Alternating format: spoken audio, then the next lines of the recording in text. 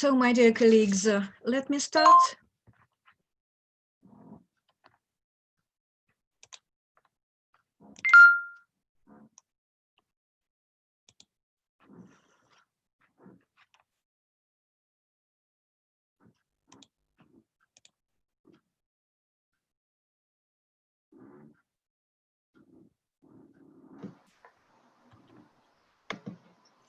There is a slight problem.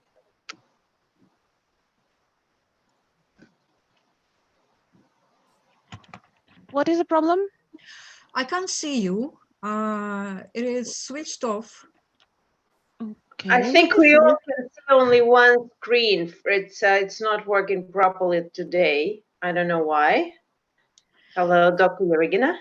Anyway, hello. I'm happy, well, just to hear you, Dr. Panova. Do you see me and hear me? Yes, we can see you. Perfect. So then let me try, and in the meanwhile, I'll try to just improve the situation. Actually, I'm very happy to greet you all here. Welcome to our online roundtable that is dedicated to the extremely important question concerning sustainable cities and rural development. Everybody knows that the economic development of any country depends on successful functioning of rural and urban areas. Especially, it is important to discuss and best practices of the development of cities and rural districts in the post-COVID era. I'm extremely happy to greet our participants that are extremely honorable, and they do have experience just in the theoretical and practical field of the subjects that will be described. And I quite understand that there will be the detailed presentation and the proposals made during our session. That will be highly appreciated. So then let's start, and I would like to introduce Dr. Victoria Panova with her welcome speech. She is the co-chair of the Civil BRICS Forum, managing director of the Russian National Committee on BRICS Research, and scientific supervisor of the BRICS Russian Organizing Committee Expert Council, and as well as the Vice President for International Relations for Far Eastern Federal University. The floor is yours, Victoria. Thank you, Dr. Irina Regina. This is my greatest pleasure to be participating in this roundtable and to be talking to you. My special thanks to Dr. Regina for doing all this wonderful, huge, and really laborious activities and great job so far with their quite a difficult topic, because urban and rural development is an extremely important area, vital for the general development of our countries, especially taking that our countries are so huge and huge territories. A lot is being a lot is actually of activities. A lot of people and a lot of territories are situated in the remote areas, in the rural areas. Traditionally, those are of biggest difficulties for development, and this is something that can help us contribute to real achievements of their sustainable development goals. And this is where BRICS countries need to enhance their cooperation further. Let me tell you just a few words about the Civil BRICS process itself, because I'm quite sure you all know about BRICS as it is, and that we as a in Russia have taken the chairmanship in this grouping since January 1st this year, and with all their difficulties and challenges of the ongoing pandemics, we happy to see such activities. We're happy to see such interest from our partners in BRICS countries, but also beyond the BRICS countries, our BRICS friends. And this roundtable is probably the best demonstration of BRICS having friends all over the world. And thanks to you, we are able to continue our intensive collaboration and give birth to new ideas, to new initiatives. And Civil BRICS Forum is happening second time in Russia. It was initiated first time in 2015 during the last Russian chairmanship. And since then, it gained even more weight and more interest and more participants to its to the process itself. That said, even though we are civil society, we are academia, we are business representatives, but that means we can be freer in terms of expressing our ideas, expressing our suggestions. We have less limitations in terms of how we see the future of our countries. And this is something I urge you to do really much.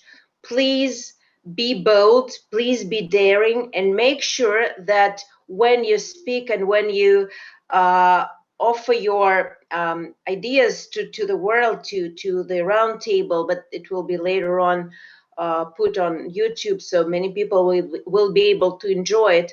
Be sure that we can come up with concrete, specific, durable ideas that would make a change towards to the better in all of our countries, but also beyond, because BRICS is about bringing prosperity, bringing reform, bringing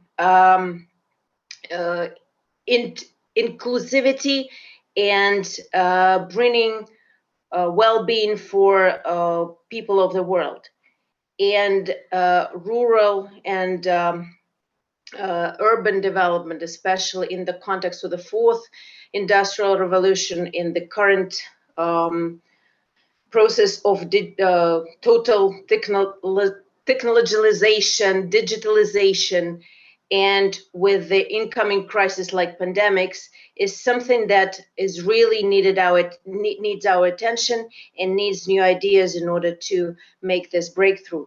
And that is why I would like to, first of all, of course, wish good luck to you in bringing those wonderful ideas to the table.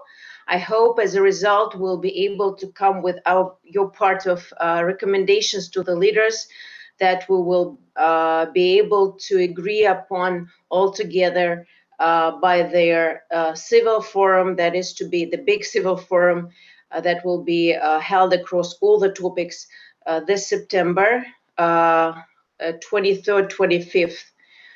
Fingers crossed, because with the current situation, sometimes it has to be changed. But hopefully we'll keep this date and this agenda. And I very much also hope that we are here to make a real change. And that is why I'm inviting you to come with us and to share your brilliant ideas and to be bold. Thank you once again, and good luck. Thank you, Victoria. We'll do our best. At the beginning, I would like to suggest to our speakers the following procedure. I'll ask just the representatives at the beginning of BRICS countries to share their ideas. Then I will be happy also to introduce the participants from our partner countries. And as far as the topic is concerned, we will be very happy if it will not take more than 10 minutes. We'll start with the presentation of Bruno De Conti, professor of University of Campinas, São Paulo, Brasilia. And he is suggesting his ideas concerning family farming in Brazil. We'll speak about its potential and challenges. Welcome, please. Okay, good morning, good afternoon, good evening for all of you. It's a pleasure for me to be here with you.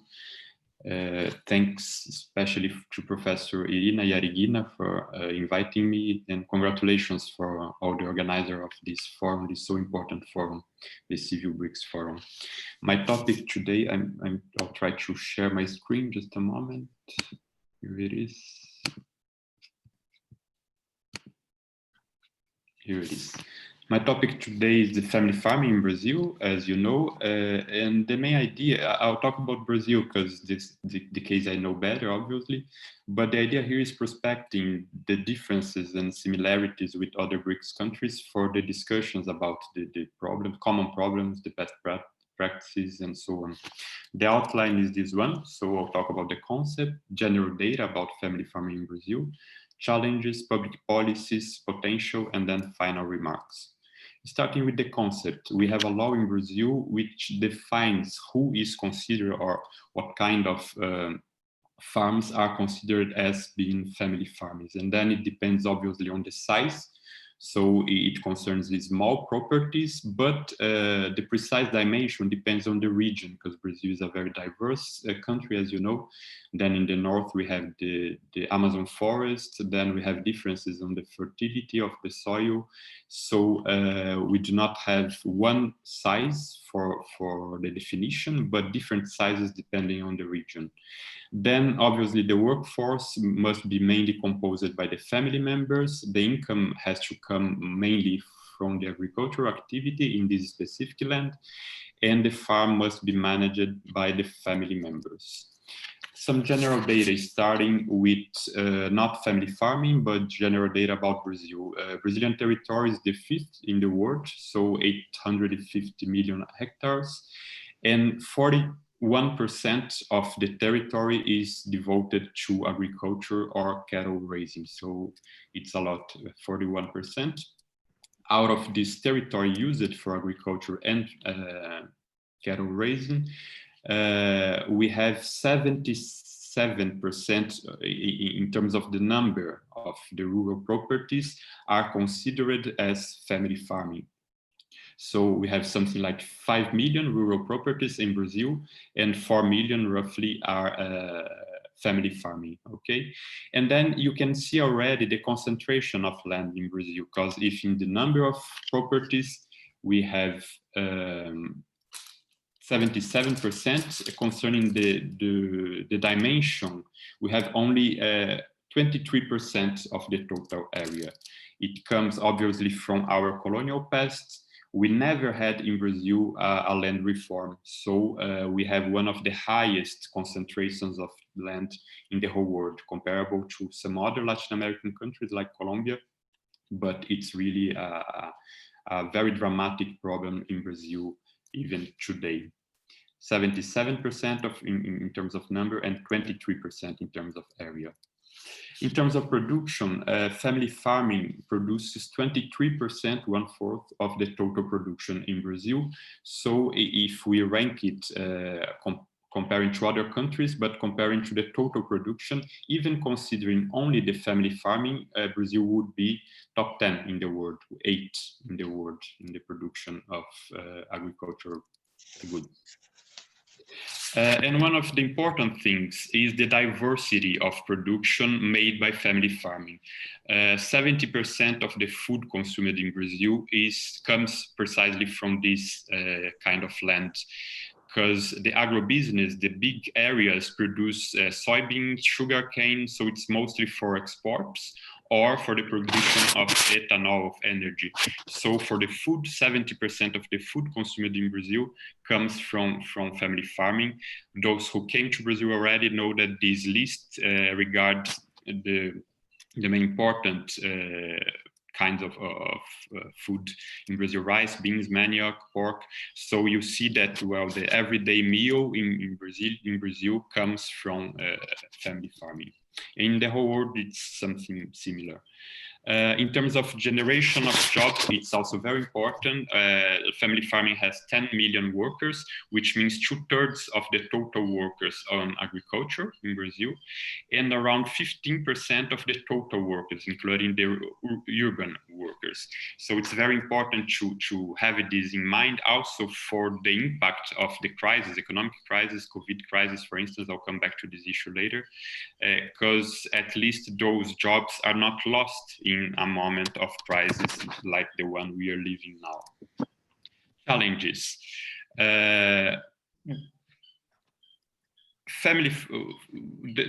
The population which is in this land is mostly a male population and an old population. Here you can see, for instance, the evolution of the shares regarding the ages. And we have less and less people under 35 and more people over 55. Why? Because the young persons, they are going to the cities. So we still have this movement that obviously is an old movement, but it keeps being done in Brazil. And the gender issue is also important. Only 18% of the responsible for the production are women.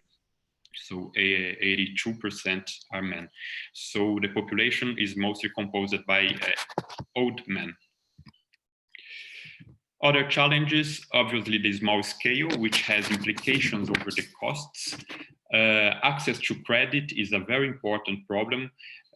You know that agriculture has inherent risks and correlated risks. So if we have to count only on private and free credit, these producers would have no access to credit. That's why it's important to have public policies providing, for instance, credit.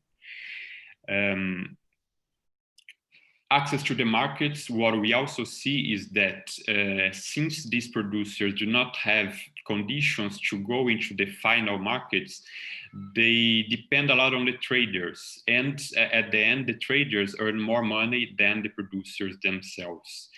Or these producers, they depend on oligopsonies. So they sell their production to one specific and only one, or only one, two, or three companies. So there is here a power imbalance that is always problematic for these producers as well.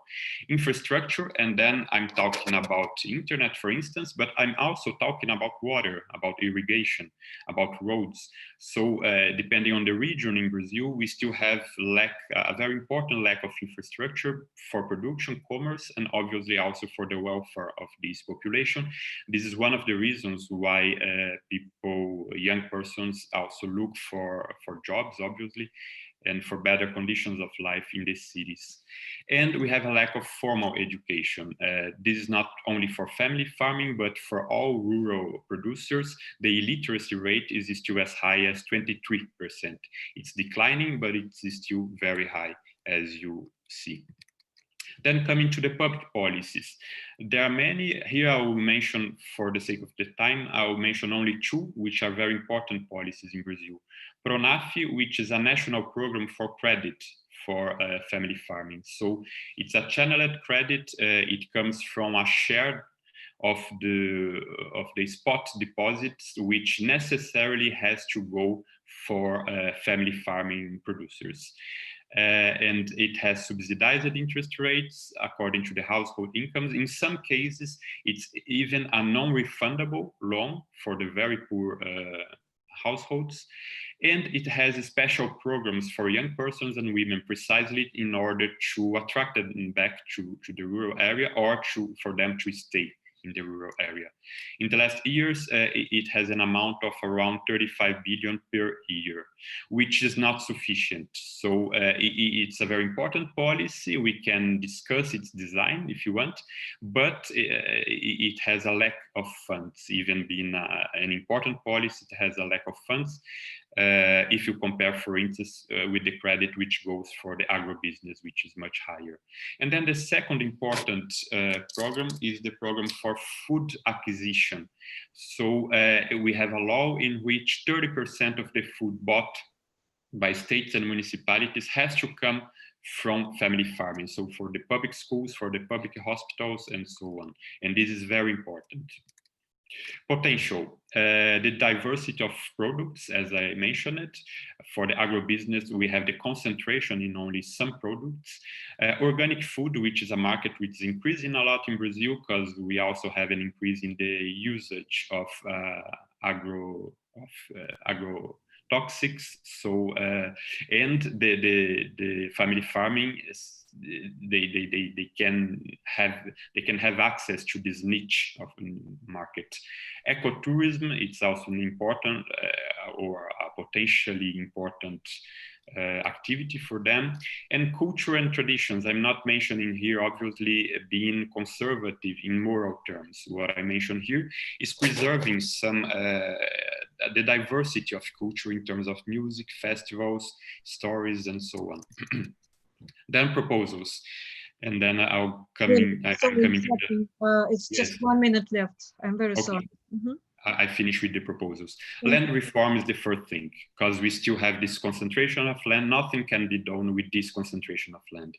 Then some of the issues I already mentioned, credit policy, public insurance is very important for family farming, pension for all family farming producers in their mature age, this public purchase of family farming production, stimulus for cooperatives for scale and for other reasons, to share machines, for instance, support for them to go into the organic markets, provision of technical support, stimulus for researches in the universities, and infrastructure, improving the infrastructure. My final slide, the assistance to family farming, at least in Brazil, we can discuss your countries, is important for food security, for reduction of poverty. 15% of the population, Brazilian population, is in the rural areas, but half of the poor population is in the rural areas. So it's important for reduction of poverty, sustainability, and avoiding rural exodus. At the end, there are no smart cities without a smart rural area. Thank you very much. Spasiba. Thank you, Professor Bruno de Conti. The useful proposals, thank you very much indeed. And it will be certainly taken into consideration.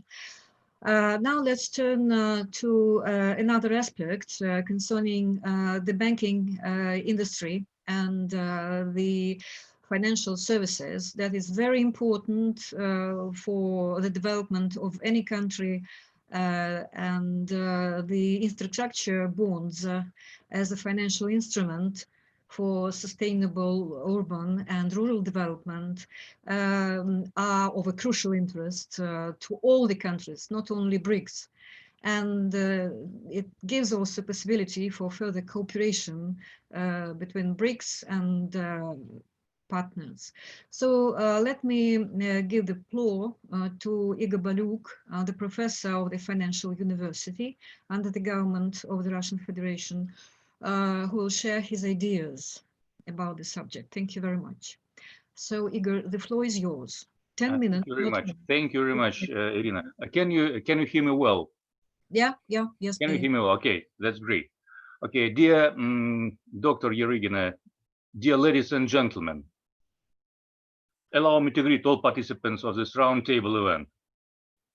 I would like to join this exciting discussion and focus on the problem of exploring potential sources of funding for development of social and economic infrastructure.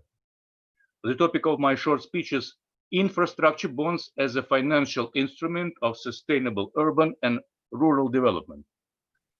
Everybody knows that financing infrastructure projects is one of the acute problems of all BRICS countries. The task to implement the long-term financial instruments of sustainable urban and rural development has a very high priority. This task is connected with ensuring the future urban and rural development on the basis of a stable budget system. To raise funds for financing sustainable urban and rural development, building appropriate infrastructure, accelerating economic growth, and improving living standards it is reasonable to ensure regular issues of different types of infrastructure bonds. Infrastructure bonds are actively used worldwide to overcome the deficit of financing infrastructure projects. World practice shows that this quite reliable financial instrument makes it possible to raise a large amount of long-term funds for implementing various infrastructure projects. The major holders of infrastructure bonds are pension and investment funds, insurance companies, and banks. In general, the leading part of debt securities is one of the current development trends of the modern international debt market. If we look at the external debt composition of various countries, we can see that the share of loans is reducing, as the loans are deemed to be low liquidity debt finance instruments. On the other hand, the share of debt securities is increasing. Debt securities can freely circulate in the secondary market and change the holders. Infrastructure bonds were initially issued in the United States of America exclusively for financing construction industry. At present, infrastructure bonds are issued not only for financing construction or reconstruction of certain facilities, for example, airports, railroads, highways, and so on, but for implementation of a wide range of projects connected with electricity and gas supply, power generation, water and sewage treatment plants. Infrastructure bonds market enables to raise a large amount of funds to finance regional infrastructure projects. For instance, in the United States of America, the issuances of infrastructure bonds account for approximately two-thirds of the required financing for implementation of infrastructure projects. The specific features of infrastructure bonds are as follows. First is infrastructure bonds are issued by municipal authorities or by special purpose vehicles in the framework of concession or public-private partnership agreements between two transaction parties. On the one hand, a private company or a concessionaire, and on the other hand, state or municipal authority. The second is funds raised through selling infrastructure bonds are earmarked and used for implementation of projects connected with social and economic infrastructure. The third is infrastructure bonds, as a rule, have public or bank guarantees. Various sureties can also be used. Next is maturity period depends on the construction and payback period and may reach 20, 30 years. The last one, volume of issuance depends on the project size. It may exceed billion American dollars. According to the world practice, municipal infrastructure bonds have two basic types: general obligation bonds and revenue bonds. General obligation bonds are not secured by a certain income source. All revenues of the issuer, both tax and non-tax, can serve as a redemption source of such bonds. As a result, investors do not face risks directly associated with investment projects, which are financed by the issuances of infrastructure bonds. If the project is unable to generate cash flows, investors will get a refund through other revenues, including non-tax ones, of the municipal authority. Revenue bonds are the most widespread and issued to finance large projects, construction of airports, bridges, highways, and so on. They are secured by the revenues to be generated in the future. The major source of income is individuals who pay for the services provided, such as water, roads, electricity. For example, in the United States of America, such bonds account for about 60% of all municipal infrastructure bonds. This type of bonds is usually issued by special purpose vehicles and, as a rule, has municipal guarantees. Income from municipal infrastructure bonds in the United States of America normally is exempt from taxes. That makes it more attractive for potential investors. Igor, I am very sorry interrupting. Will you be so kind as just as we have a limited time to just present something that you would like to propose, just Yes, about thank your you. proposals. Thank you very much indeed. Yes. Well, let me briefly summarize up the above and make some proposals for the public authorities in BRICS countries. In order to ensure regular issues of different types of infrastructure bonds in BRICS countries, relevant national authorities should take the following actions. To establish a roadmap of developing national markets of infrastructure bonds under the control of public authorities. To make a list of national priority sites classified as infrastructure ones needing long-term financing. To define through legislation the types and main parameters of infrastructure bonds permitted to issue, the terms of issuing and circulating in the secondary market, taking into account ensuring a risk level acceptable to potential investors and maximizing coverage of the different infrastructure facilities. To define through the legislation tax benefits for the holders of infrastructure bonds, right up to full income tax exemption. To provide for issuing both public and non-public guarantees and various kinds of sureties to enhance credit quality of infrastructure bonds. To provide for establishing a national municipal funding or debt agency or municipal bond bank to manage municipal debt in a professional manner, to increase volume and liquidity of issues, to reduce cost of funding, and so on. And the last proposal is to define the terms and mechanisms of public monitoring of the implementation of infrastructure projects and earmarked use of funds raised through issuing infrastructure bonds. Well, that's all. Thank you very much for your attention. Thank you very much, Igor. That was extremely helpful. Thank you very much for your proposals. Now let's turn to another aspect presented by our colleagues from India. And the topic is new agricultural technologies for rural prosperity and sustainability. And I'm happy to give the floor to Sachin Chaturvedi, the General Secretary of the Research and Information System for Developing Countries, New Delhi. Welcome, please. Thank you. Thanks a lot, Dr. Irina. I'm so thankful to Civil BRICS Russia 2020 for giving me this opportunity and inviting us to join. I must congratulate you for your exemplary hard work in getting all of us together.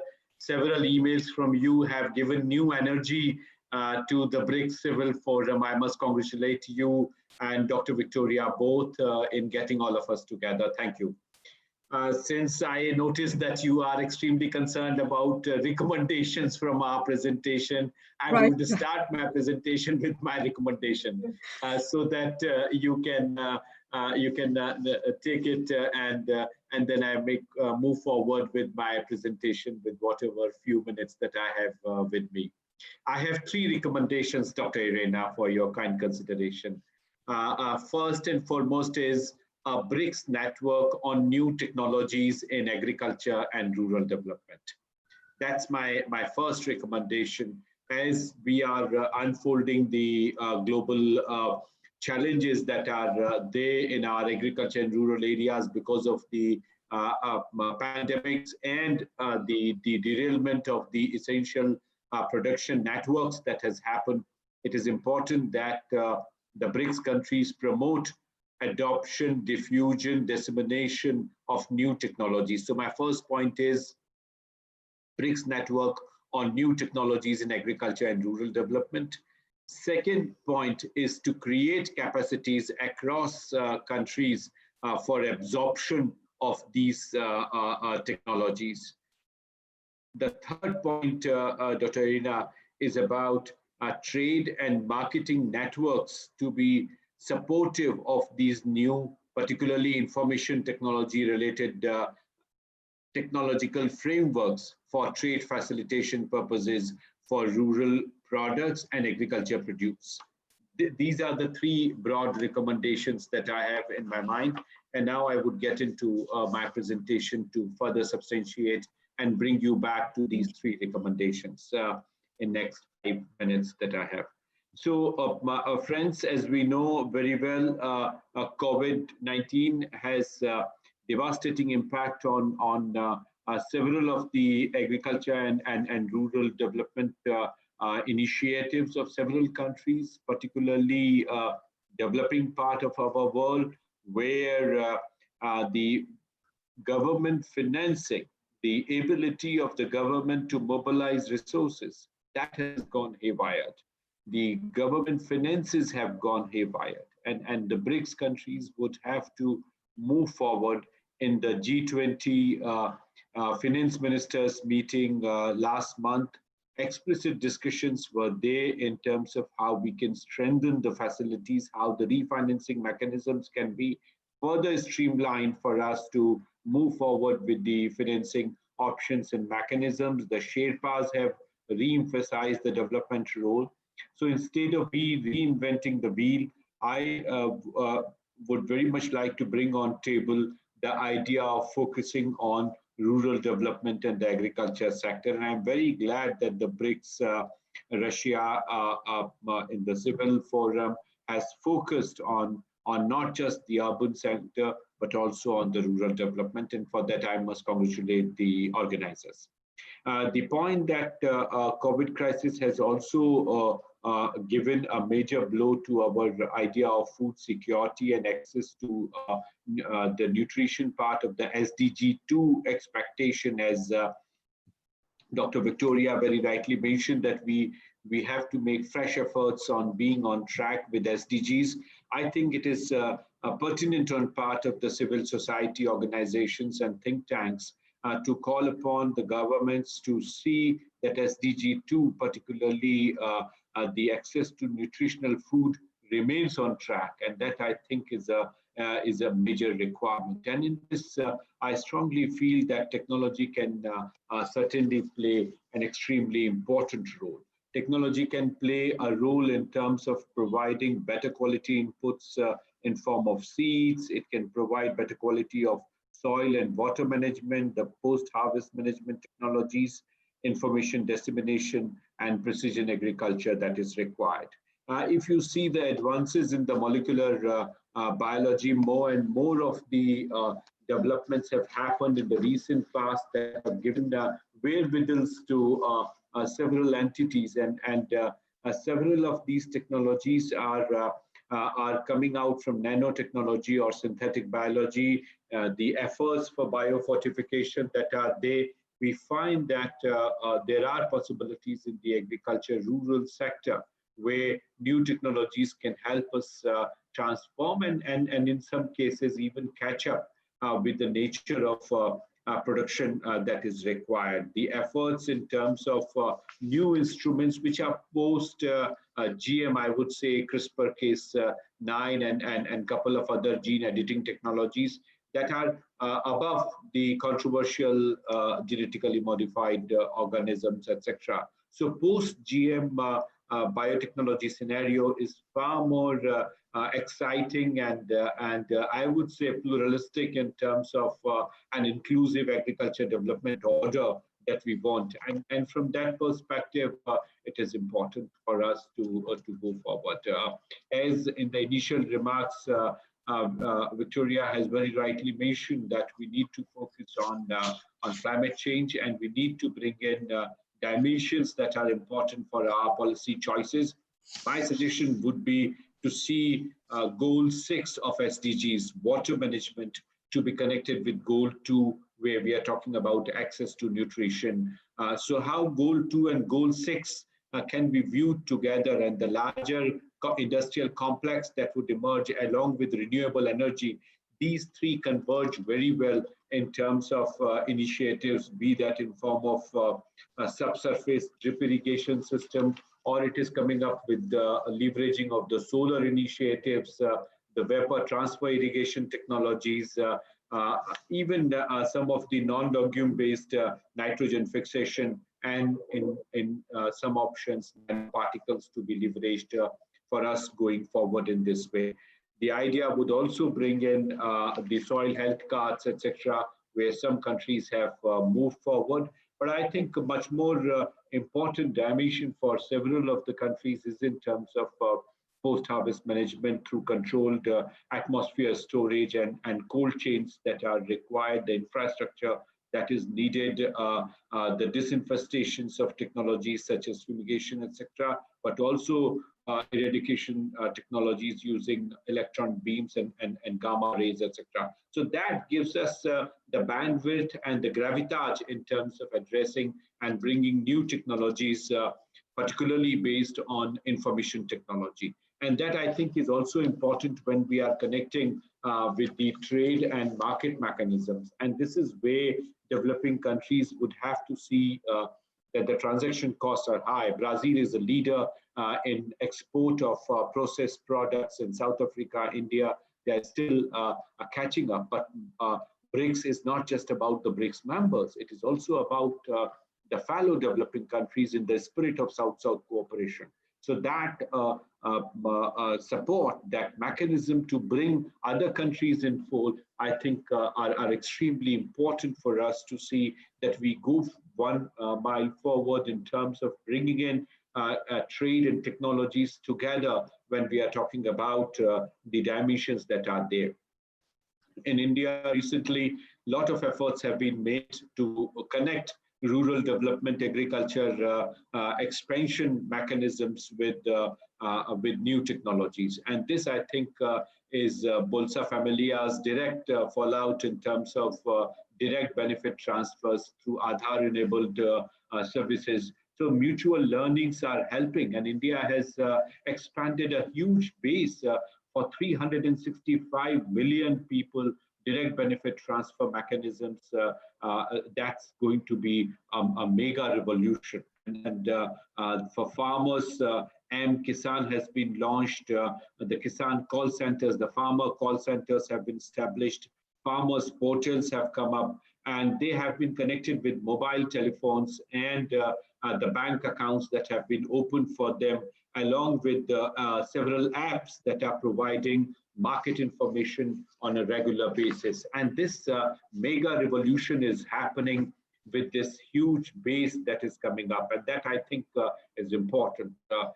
The idea of precision agriculture and policy interventions that are needed largely in terms of nutrition and also in terms of resource conservation per drop, more crop is the focus with which agriculture expansion is taking place. So, Dr. Irina, to close, I re-emphasize the points in terms of a BRICS network on new technologies in agriculture, where BRICS countries can share their experiences, their institutional initiatives, and infrastructure that is needed to absorb it.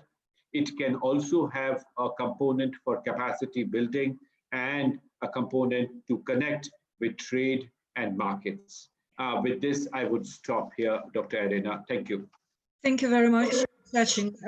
The information was really valuable and the proposals are extremely important, but to share the experience in all fields and just to share the ideas concerning the further agricultural technologies implementation in different spheres of activity in different levels, and just to improve the possibility for further development of urban and rural areas that are linked at the moment, depending on the technologies background. It's quite necessary to have just consider the well-arranged database and the exchange of information and the exchange of experience. But I think we'll speak about it just a bit later, and probably some of our participants, of our key speakers, would like to suggest something that we can also take into consideration. Thank you very much. And now we'll turn to the topic that concerns the public diplomacy. that exists and well known and important in different areas of our activity. And I would give the floor to the Professor Wu Fai, the professor of Guangzhou Jinan University, Guangzhou, China. Welcome, please. Welcome, please. Welcome, please. Welcome,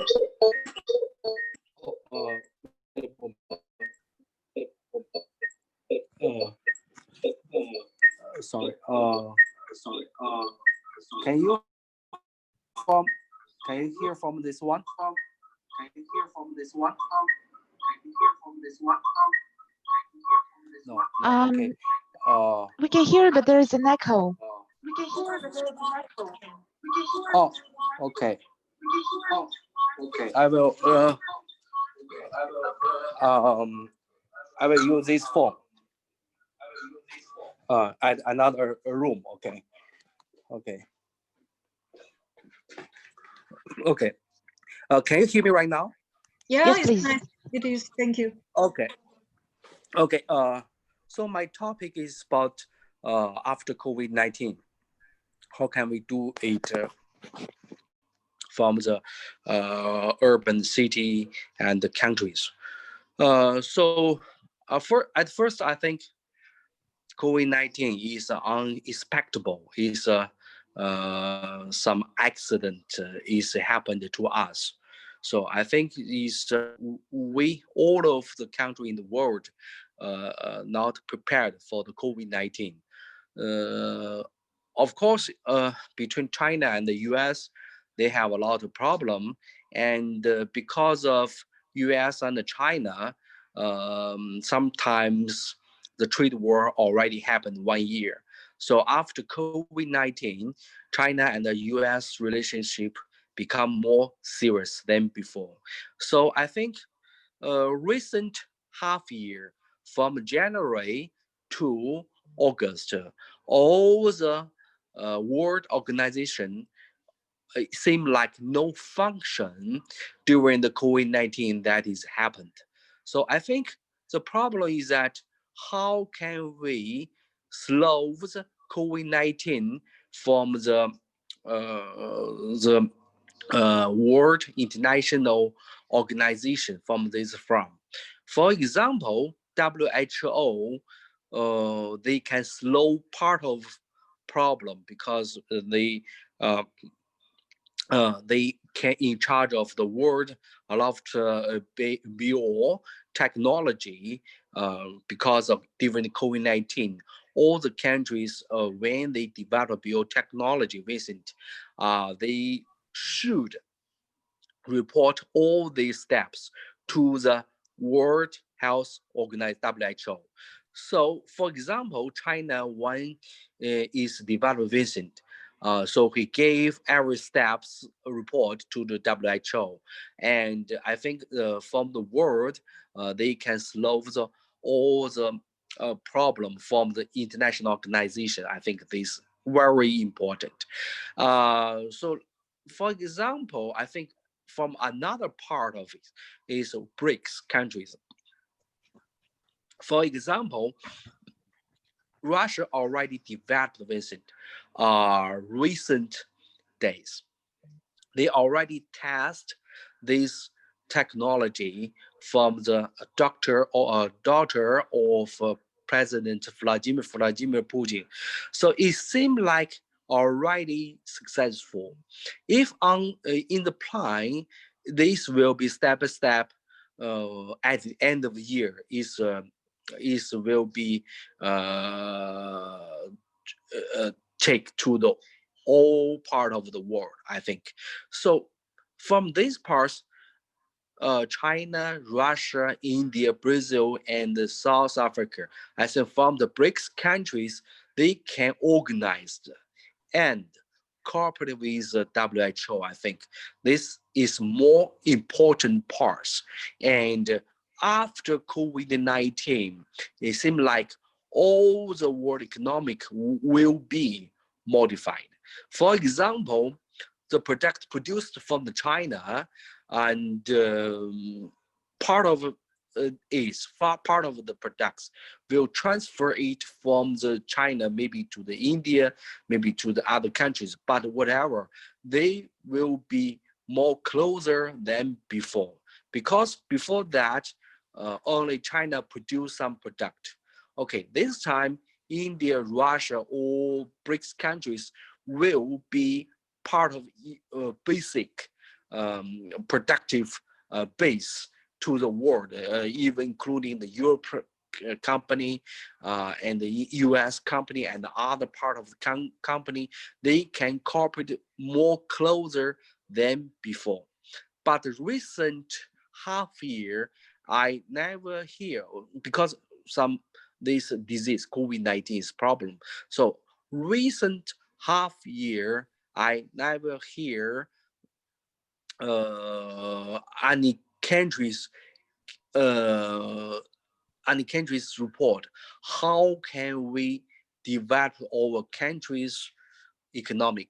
So I'm so pretty about this part is by now Chinese government say, okay, we can intercircle, not depends on the exports goods to the world, and they will balance all of them, not only export goods to the world, also produce product for themselves. Because in Chinese market, they have a problem is that very good and excellent goods they will export to the Europe and US. And inside of China, their product is not so not so quality. Okay, from right now, from the Belt and the Roads plan, okay, initiative, they also export very quality goods to the Belts and the Roads countries. So I think now recent time, uh, how can we cooperate with each other after COVID-19 to produce very quality goods? And I mean that BRICS country, for example, BRICS countries have his own goods or their own goods, their own brand. So that's very big challenge for the BRICS countries, for developing countries. So I think from the international organization, I think BRICS countries can do some initiative for these parts for after COVID-19, the model of development of economic. So I think it's very important because of United Nations recent time cannot do that job. WHO only do some COVID-19's problem, and APEC is not working. And the Shanghai's organization is corporation is part of military corporation, part of a military, not focused on the economic. So I think BRICS country, his duty is focused on the economic. So I just suggest we can, from all around the table, to think about after COVID-19, how can we develop our economic model for the countries, because recent time I think during the COVID-19 we seldom see any country to see some effective economic model for the economic. For example, during the COVID-19, President Trump say, okay, we will transfer all the company from China. But by now, I think from statistics, I did not say not so many company, a U.S. big company, transfer from Chinese market, even though including Hong Kong, even Hong Kong, in the Hong Kong, China and the U.S. have a different idea. Maybe we call it struggling. Okay, we call it struggling, but by now, not so much. Basically, big U.S. company not transfer their company from Hong Kong to other city or other countries. For example, I hear U.S. Experts said that okay, U.S. company in Hong Kong they can get more profit if they transfer their company to Singapore. Their law is so strictly not good for the economic. Tokyo is also not good choice. Taipei is not so famous, not so international. So Hong Kong is more better. But how can they solve the problem between the U.S. and China's for the basic law? I think they have problem. Okay, but all the problem should basically on the how can we overcome COVID-19, and after COVID-19, what kind of economic model for the BRICS countries and for the BRICS countries with US and Europe. I think even though we can not face to face on the meeting, we can slow it from the webinar, Zoom meeting, so to think about how can we to overcoming the COVID-19 and new economic developed model to the BRICS countries, to the US and Europe. I think it's a new challenge for us. Maybe because of US countries and even including Europe countries, they after Second World War, they do not, Professor they do not meet this kind of the difficulties. I mean disease. Maybe Cold War is a different kind of the long time and long so conflict struggling, and the disease this more different style for the countries. So Professor, I think, sorry interrupting. Yeah. It's 1 minute left. Sorry. Okay. 1 minute left. So my conclusion is, how can we develop a new economic developing model in the countries and to the world? So is my conclusion and a little question for us. Okay, thank you. Thank you very much. Thank you for your contribution. And just I consider that it's really very useful to meet well, just and to discuss the burning problems. And probably there will be some proposals, some concrete proposals presented by Professor Karen Costa Vasquez, and she can probably answer some of the questions that you have stated, just concerning the further possibilities of overcoming the difficulties of the COVID-19 period. That is of an interest just to everybody. So I'm giving the floor to Corinne Costa Vasquez. She will share the ideas concerning the possibility of deepening innovation, knowledge, and technological exchange. Welcome, please. Thank you very much. Thank you, Dr. Yarigina, for inviting me to this amazing event. I was particularly happy with the invitation, as I have developed a personal interest, and I see Sachin smiling, a personal interest for the topic of sustainable cities. After coming to Shanghai, as many of you know, I'm Brazilian by origin. I lived in mega cities in Brazil, in a mega city in India, for nearly 3 years, and I was baffled with Shanghai and the opportunity to live firsthand this experience in a sustainable city and get some insights to share with my own country and other countries as well.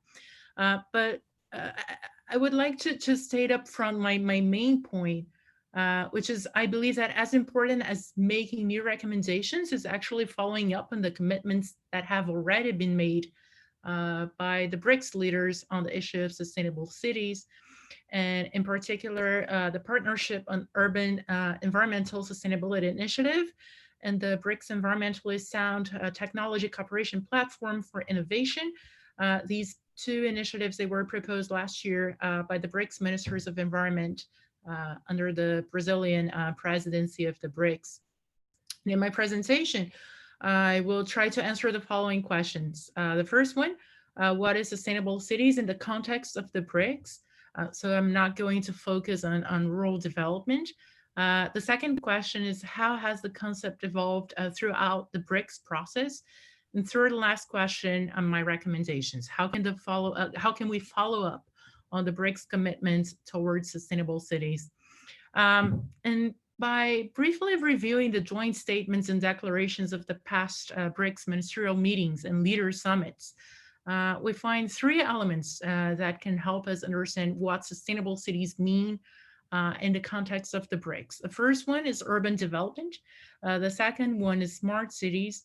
And the third one is sustainability.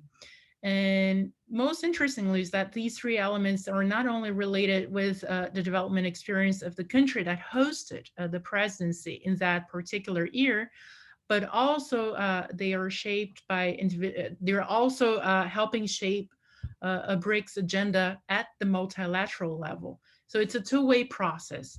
But how this concept has evolved, actually the concept, the idea of sustainable cities was first introduced in Goa in 2016. The challenges brought by urbanization and cooperation between cities was discussed for the first time by the BRICS in Goa in 2016. The declaration of the BRICS summit recognized the BRICS is home to 43% of the world's population and amongst the fastest urbanizing societies, and are also facing multidimensional challenges and opportunities for urbanization. The BRICS also confirmed their engagement with the UN New Urban Agenda and called for cooperation in strengthening urban governance, making cities safe and inclusive, improving urban transport, financing of urban infrastructure, building sustainable cities, etc. Then in the following year in Xiamen in China, the topic was again approached, but from a different angle, from the angle of the smart cities and the technologies, that innovations that should be developed for the BRICS to seize the opportunities brought about by the new industrial revolution and expedite the industrialization process in the 5 countries. And at that time, emphasis was given to the to investments in joint research, as well as development and innovation in communications and technology, including Internet of Things, cloud computing, big data, AI, 5G, etc. And in the summit declaration, the BRICS encouraged the identification and the facilitation of partnerships between different institutes and organizations and enterprises for the development of innovative solutions for smart cities. Now, jump from 2017 to 2019, and nothing against South Africa, exactly the opposite. But I just wanted to emphasize that, again, in 19, in Brazil, the BRICS environment ministers acknowledged the importance of urban environmental management for improving quality of life in cities and agreed to work together to resolve the multifaceted environmental issue faced by the BRICS cities. So Brazil is bringing the sustainability piece to the smart cities puzzle. And recognizing the importance of the implementation of the MOU on environmental cooperation between the BRICS, signed the year before in Johannesburg, the BRICS environment ministers also agreed to establish concrete cooperation mechanisms such as as I said initially, the Partnership on Urban Environmental Sustainability Initiative to share knowledge and experience on issues important to the improvement of the quality of life in the BRICS cities. And the second mechanism, the BRICS Environmentally Sound Technology Cooperation Platform to foster innovation and technology exchange. But these initiatives, they were not included in the 2019 summit declaration. Instead, the BRICS leaders limited to recognize the importance of the BRICS environmental cooperation initiatives that contribute to the quality of life in cities without committing to concrete initiatives. So how can we follow up on the BRICS commitments towards sustainable cities? I think it's a nice transition now from Brazil to Russia, and a particularly challenging moment as our countries begin to recover from the pandemics. Just recently, the BRICS environment ministers in Russia acknowledged the impact of COVID-19 to the achievement of the 2030 Agenda for Sustainable Development and for the SDGs. And then the question, in this new context, is there still appetite to implement the two initiatives that I mentioned before that were proposed under the Brazilian presidency? The Partnership on Urban Environmental Sustainability Initiative and the BRICS Environmentally Sound Technology Cooperation Platform. How could these two initiatives and new initiatives help cities to recover from the pandemic while also moving towards sustainable development?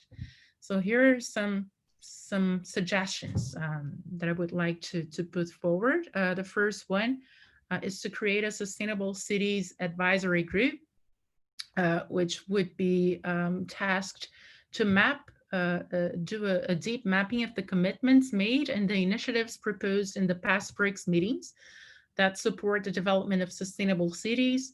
They would also review progress on these commitments and initiatives, identify any bottlenecks, gaps, success stories, and champion cities that would be willing to share their experiences in mainstreaming sustainable cities policies in their agendas. And also create a permanent advisory group to the BRICS leaders on how to promote sustainable cities, which would be tasked to monitor the implementation of the different commitments and initiatives, highlight the potential risks and issues and propose correction measures, as well as new initiatives, and ensures the success stories are mainstreamed into the policy discourse and the overall BRICS narrative. Just recently, we had another meeting with colleagues from IPEA here. They're in Brazil. I'm not in Brazil anymore. On the 10 years of BRICS, and in that occasion, I raised a suggestion of creating groups in different thematic areas to monitor, to review the implementation of the different commitments. Building on this suggestion, this Sustainable Cities Advisory Group could possibly be nested in the BRICS Think Tank Council and report directly to the leaders of the 5 countries. This is one idea for the governance structure, but there are many of them for sure. So second suggestion is related to knowledge exchange and capacity building, a platform to promote these two goals.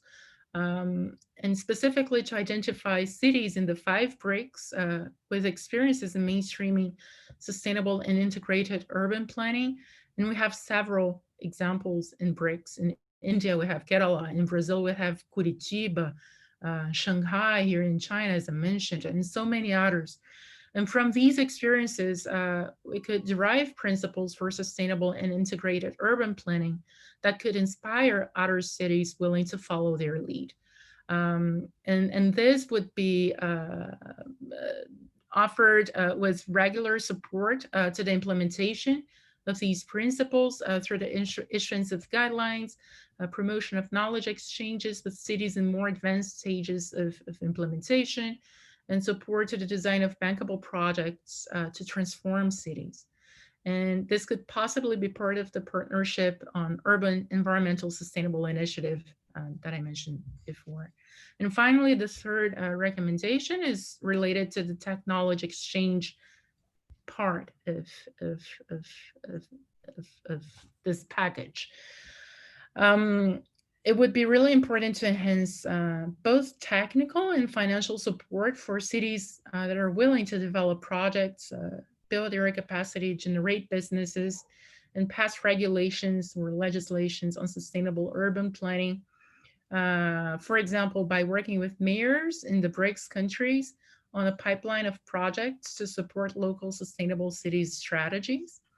And these projects could possibly be considered for funding by BRICS institutions like the New Development Bank as part of a technology transfer facility under the BRICS environmentally sound technology cooperation platform for innovation, and managed by the NDB or as a standalone facility within the NDB itself. So these are the points that I wanted to make. Thank you very much once again for this opportunity. Thank you very much, Karen. So you have just a kind of the complex approach to settling the problems that at the moment are extremely urgent to be solved by BRICS countries and not only, and your proposal of creation a sustainable cities and rural advisory group is very important, because through this group we can just monitor all those initiatives that were presented during the period of BRICS history within the urban and rural sustainable development, and do our best just to probably suggest something to manage risks and to improve the situation, and probably just to exchange data that is also of crucial importance. The proposals of all the participants are also linked with the possible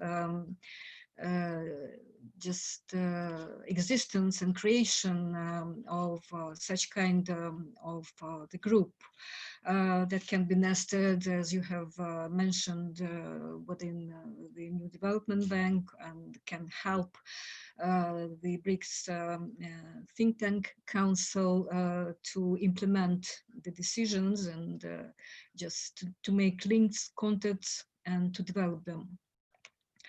So, thank you very much indeed. And I'm happy to give the floor to Nima Gopal, the professor of the University of KwaZulu-Natal, Durban, South Africa. She will share her ideas concerning the rights and responsibilities of persons living in informal urban settlements. This question is also of a real interest, and I'm giving the floor to Nirmala. Welcome, please. Thank you very much, Irina, and good afternoon to colleagues. I want to start by saying that I completely agree with Irina's last suggestion, and that is to form coalitions across the BRICS countries to deal with issues that affect civil society. So getting back to my own topic, in terms of rights and responsibilities of persons in informal urban settlements, I think the COVID-19 in South Africa especially, and I use South Africa as a case study because I know that relatively well, we were able to identify how difficult the lockdown rules became for persons living in informal settlements, especially the issue of social distancing and using clean water and having proper ablution facilities. Now, we know in South Africa that informal settlements don't enjoy access to clean running water, or if they do, it's very limited. The houses are, in terms of the spatial location of the houses, they are too close, probably even 2 meters apart. You have on average, you have about 4 to 5 people living in a single room, or a room that approximately 3 by 3 meters. So expecting social distance to reduce the spread of the coronavirus during COVID-19 made us realize what a challenge it is for people who live in informal settlements. It was also during this time when ministers from various ministries, for example, housing, water and waste management, etc., who started to double up their efforts in order to deliver on some of these mandates to the informal settlements. Now, all of this I talk about in against the context of the international human rights instruments as far as access to safe and adequate standards of, or safe and secure access to housing. So I want to quickly share a very powerful quote which says that living in an informal settlement is like being a soldier in a war. It is everyone's problem and we can't continue to ignore them. And in the same vein, I want to say that besides, of course, South Africa, Russia, India, Brazil, China, all our countries have informal settlements called by different names, slums, favelas, etc. But how can we as a group, as a bloc, begin to do something to make a difference to the lives of these people? So for those of us who understand some history in South Africa, we would know the inequalities that existed pre-democracy and the inequalities that continue to exist pro-democracy, post-democracy. Of course, almost 70% of South Africans lived, and perhaps just a little less than that, continue to live in rural areas where economic activities are really minimal. And as a consequence of that, post-democracy, we saw a huge influx of people move into the urban areas and who started to create and establish the informal settlements. This was partly due to the fact that the ANC government at the time promised free housing to the majority of South Africans. And when this didn't materialize, out of frustration, we found that citizens began to establish the informal settlements. And what we saw happening in terms of spatial patterns is that the informal settlements were very close to the central business districts, and that was largely because of access to economic opportunities. And what this did, of course, it resembled the Ernest Burgess's concentric zone theory that was based on a study done in Chicago. So you had this central business district, and immediately the zone immediately outside the central business district were poor, low-income housing. But I don't think that was the intention of the South African government. So you had the informal settlers move into urban areas, and with that you saw the increase in waste, the increase in pollution, the increase in unemployment in the urban areas. You found rivers being polluted, and all of this because the municipalities have refused to provide services to non-fee pay residents. And I call them residents because I think there's a dignity about wherever you live and however you live. So due to this limited resources and service delivery, South Africa has seen a number of protests, and these have been service delivery protests. Some of them coordinated, some of them uncoordinated. And one of my proposals would be to find out how do BRICS countries, civil societies come together in order to coordinate their protest action responses to get BRICS state leaders to start paying attention to what the needs of these residents are. So in terms of the SDG 11, making cities safe, Europe safe, resilient, and inclusive, clearly the appearance and the establishment of informal settlements are not receiving that kind of attention. For example, one of the, whether it's both anecdotally and in terms of evidence, empirical evidence, the informal settlements are seen to be harboring more people who commit crimes, and there's high levels of violence in the informal settlements. And this, of course, starts to influence the social decay of the urban areas. So I'm not sure how much of time I have. Irina, do you want to please alert me to how many minutes I have left? Just probably 2-3 minutes, not more, if possible. All right. So, of course, then being able to uphold SDG 11 becomes hugely problematic for a country like South Africa, especially when service delivery is so poor. And I want to marry that phenomenon or that notion with the idea of rural development. And this is something I spoke about previously in another conference.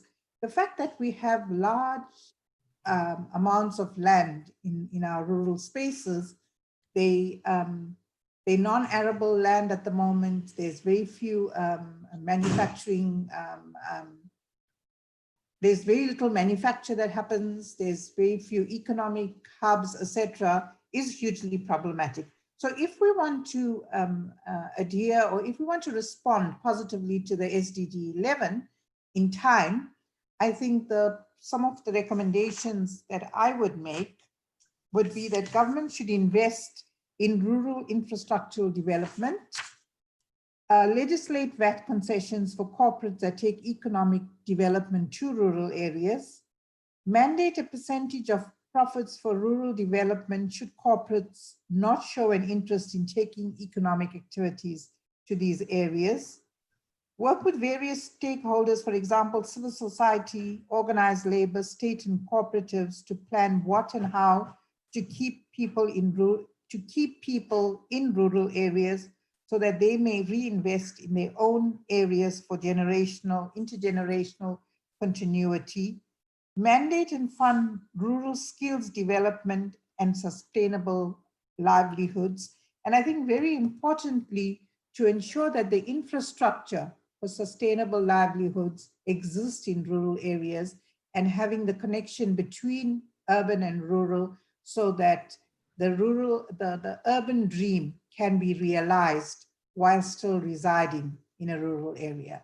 So of course, the responsibilities then of people in informal settlements is to reduce pollution, is to report crime, is to hold states accountable, is to hold their councillors accountable, demand a better standard of living, and take responsibility and accountability in terms of their rights as promised by the South African Constitution. Thank you very much, Irina. Thank you very much, Nirmala.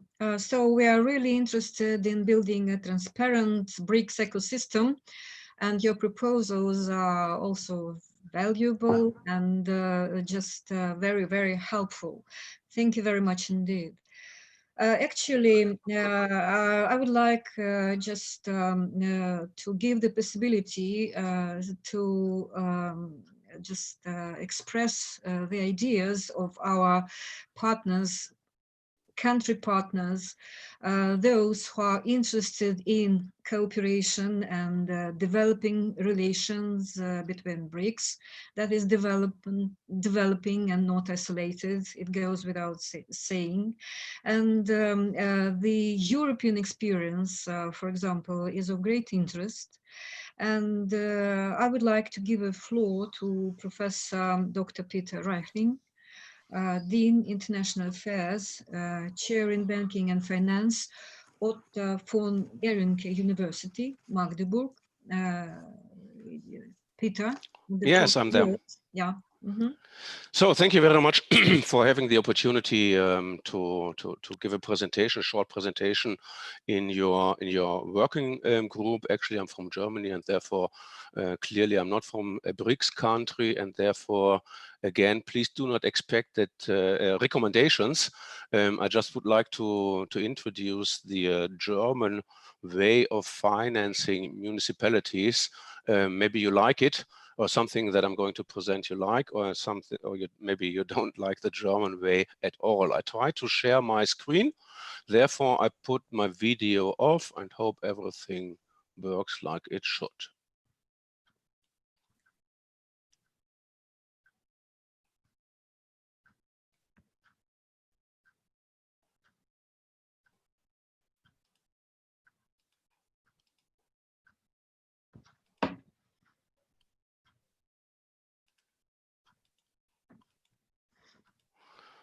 Oops, I don't know.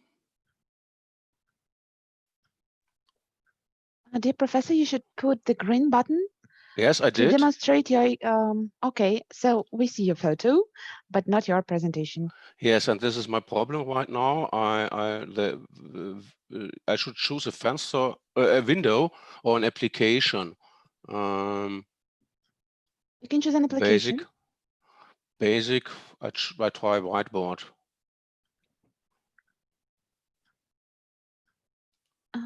Just a second. Widescreen.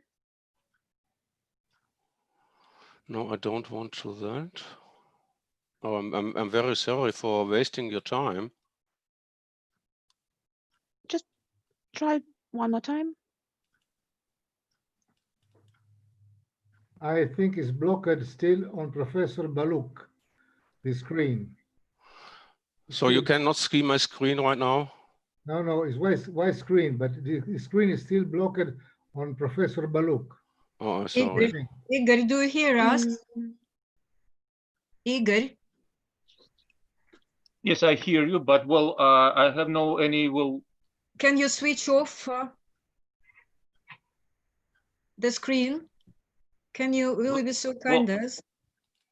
Well, I.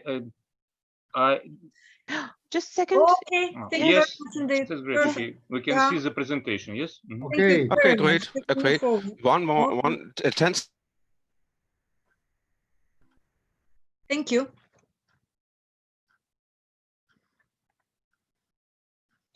Peter, we see the screen but don't hear you. Can you switch on the microphone?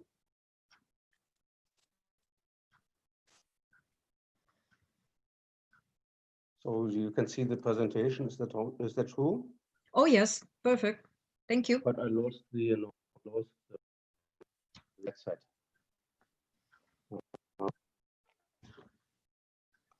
So actually, this is the presentation. I would like to talk about forms of financing for municipalities in Germany. Only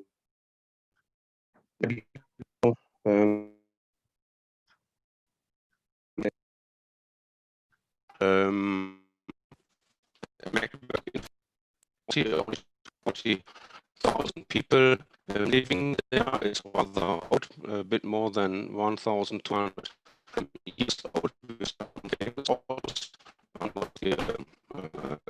Roman Emperor, and maybe more well known is Otto von Guericke, where the my university is named after Otto von Guericke. In the international context, is probably most well known for his experiments with the Magdeburg hemispheres. My university is rather young. It was founded in 1993, but actually it was a merger of the older technical university, which was founded, I think, in the 50s.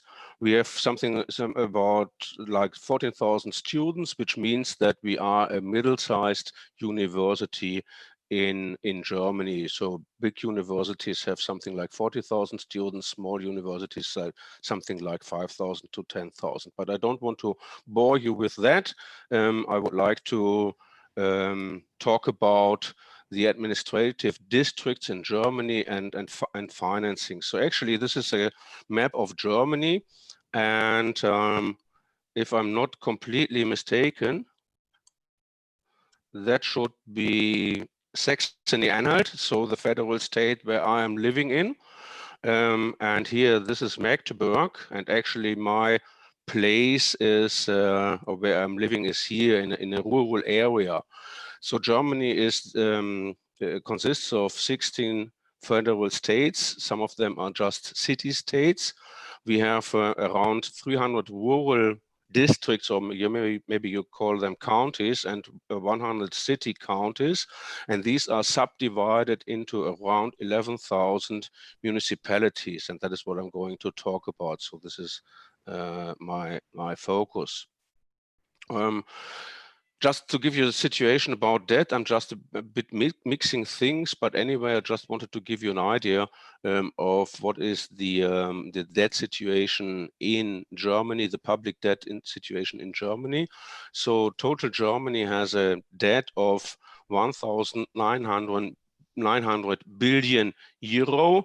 That makes 23,000 per person. And this is divided into government debt, the debt of the single federal states, and the debt of the municipalities, which is also sometimes referred to as local debt. Biggest is, of course, the government debt, nearly 1,200 billion euro, and the budget compared to the budget of around 350 billion euro. The debt of the federal states, so of the 16 federal states, amounts to 580 billion euro.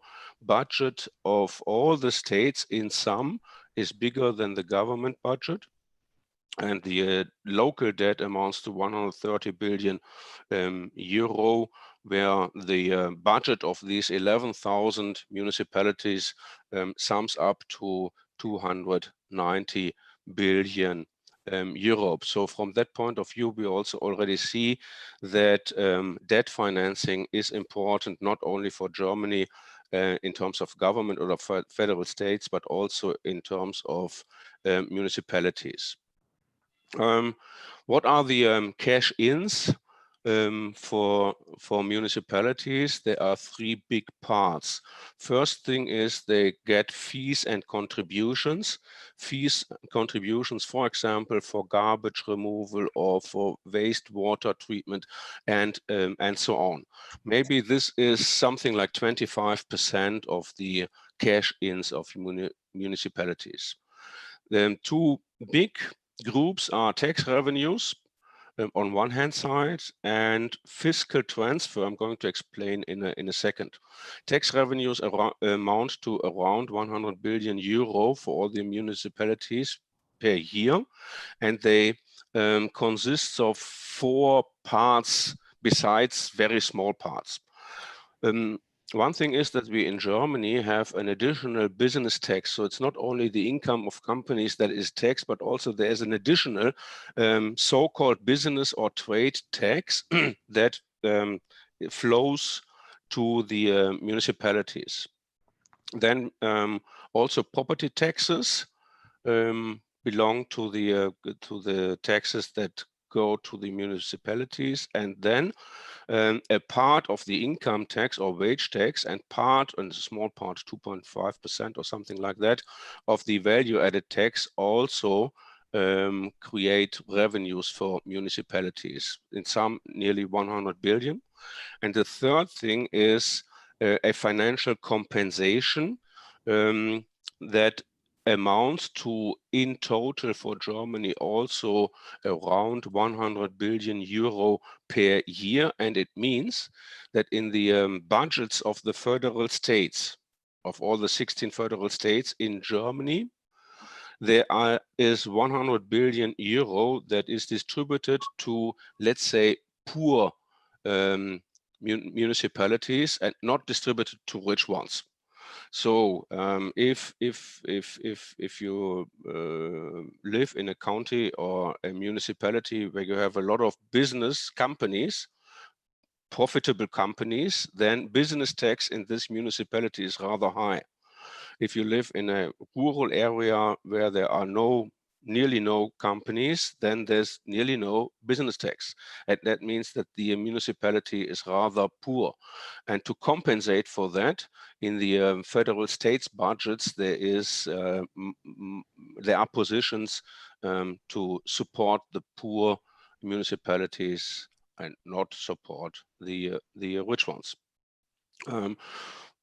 Besides the cash-ins, the regular cash-ins, municipalities also have debt positions, and the most important source of debt financing for small and medium-sized municipalities is so-called cash credits. These cash credits are unsecured. Typically, they are short term and show a duration, a time to maturity of only 1 year. The volume of these credits increased since the 1990s to, I think, middle of the something like 2015 to 50 billion euro, and then decreased to 36 billion euro, and is one of the big parts of debt financing for German municipalities. Clearly, there are also other forms of credit, secured and longer term, but these unsecured cash credits are the biggest parts. And who are the lending banks? The highest market share, above 40% in this field, are the savings banks. Maybe you know that we also have local acting savings banks. So, for example, in my county, there is a savings bank, and in Magdeburg, there is a savings bank, and in Berlin and in Munich and so on. But they are independent and act on a local basis. In older times, bonds were more important than they are right now. First thing is, what I'm talking about is so-called munis. These are municipality bonds, and we in Germany have two forms of these municipality bonds. They became popular at the beginning of the 19th century. As far as I remember, Magdeburg also in the early 1860s or something like that issued a city bond. They were quite popular in the second half of the 19th century, and today there are only just a few traded on the German market. Issue volume is in the range of 150 million euro up to 500 million euro. What is important from the point of banking is that they have a Basel II risk weight of 0%. That is important for the capital requirement of the banks if they buy bonds like that. I know there's Basel III and things like that, but regarding the risk-weighted assets rules of Basel II is 0%. Actually, they don't have a rating, which is very rare in Germany for bonds, but this is related to the fact that German municipalities are not able to go bankrupt. So there's no way that Magdeburg can go bankrupt. This is a big difference compared to the US. Compared to the US, in the US, counties and cities can go bankrupt. This is not the case in Germany. However, there still is a credit spread compared to government bonds at the level of 40 basis points. That means 0.4 percentage points. Peter, I'm very sorry interrupting. Yeah. Just 1 minute left. I need 1 minute. Yeah, thank you. On the final thing is that we also have some municipality bonds in terms of refinancing. They are covered bonds, and they are not, not exactly like asset-backed securities, but just covered by the cash credits to municipalities and special banks so-called mortgage banks issue them. They are long-term with a maturity of 10 years and were really important in the 1950s up to the 1970s as an instrument of financing, of refinancing cash credits to the municipalities. So that's the German way. Thank you very much. And that's it. Thank you. Thank you. Thank you very much, Peter. Thank you for the German experience. That is also of interest. And you spoke about the debt that is quite familiar to any country because it's the global debt history and environment. Probably it's not the debt that is a problem. It's the problem of its professional management. And your experience and your ideas, they go along with proposals that were made by Professor Baluk. And I would also stress the point, but it's very important, well, just to go along using the vehicles of public-private partnership and the proposals that were made by our colleagues from Brasilia with preferentials that should be given to farmers and just the exchange of techniques in different fields for sustainable development. It's just the partnership of governments, of public authorities, and of just economic entities of different kind. Thank you very much. And as we are all in passion of taking into consideration the experience of our partners, I would like just to give the floor to our Italian partners. And first, I would like to appreciate and express gratitude the contribution of the European Institute for Political, Economic and Social Studies. And now I'm happy to give the floor to Professor Marco Roseri, the Secretary General, will share his ideas about the quality of territorial development and international cooperation. Welcome, please. Thank you. In the name of RISPES Institute from Rome, I thank you very much for this opportunity. To Victoria Panova, to you, Professor Irina, and in name of our president, Professor Farah, and the group of experts that since many years study deeply the BRICS strategies, because we see in these BRICS strategies a big opportunity to change what one of experts say the economic development models. Our contribution goes in this direction. Let's start with the short premise. It is the contradiction of our time. From one side, we leave a lot of tension, old and new, and from other side, we see a lot of cooperative initiatives. The implementation of 2030 agenda, it's a common platform of our states.